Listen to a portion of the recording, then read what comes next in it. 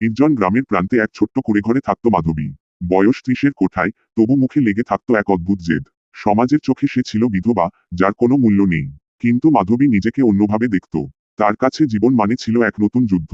সকালে সূর্যের আলো যখন মেঠো পথ আলোকিত করত, মাধবী তখন উঠোনে বসে শীতের কম্বল বুনত।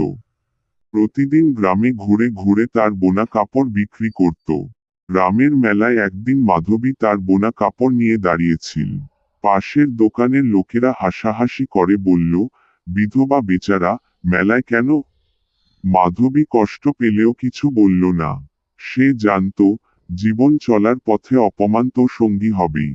সন্ধ্যায় যখন গ্রামে ফিরল, তখন কুঁড়েঘরের সামনে দাঁড়িয়ে ছিল কাকা শিবু। শিবু কাকা ছিল গ্রামের মোড়ল। মুখের দিকে তাকিয়েই বোঝা গেল তার অভিসন্ধি।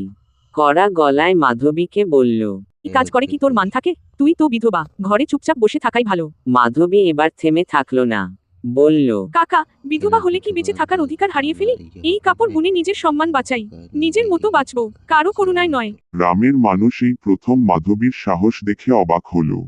তার কথা কাকা শিবুর মুখ বন্ধ করে দিল। তবে এটি ছিল কেবল শুরু। শহরের এক ব্যবসায়ী তার কাজের প্রশংসা করে বড় অর্ডার দিল। এই সুযোগে মাধবী আরো কয়েকজন গ্রামের নারীকে কাজে নিল। ধীরে ধীরে মাধবীর নেতৃত্বে গ্রামের নারীরা এক নতুন দিশা পেল। তারাই এখন নিজেদের জীবনের দায়িত্ব নিতে শিখল। বিধবা কিংবা বিবাহিতা, সবার কাছে মাধবী হয়ে উঠল এক অনুপ্রেরণা। কিছু মাসের মধ্যেই মাধবীর কুঁড়েঘরটি নতুন রূপ পেল। তার চারপাশে তখন আনন্দের রং। সমাজ তাকে অপরাজেয় বলেই ডাকতে শুরু করল। মাধবী প্রমাণ করল, ইচ্ছাশক্তি থাকলে জীবনের কোনো বাধাই চূড়ান্ত নয়।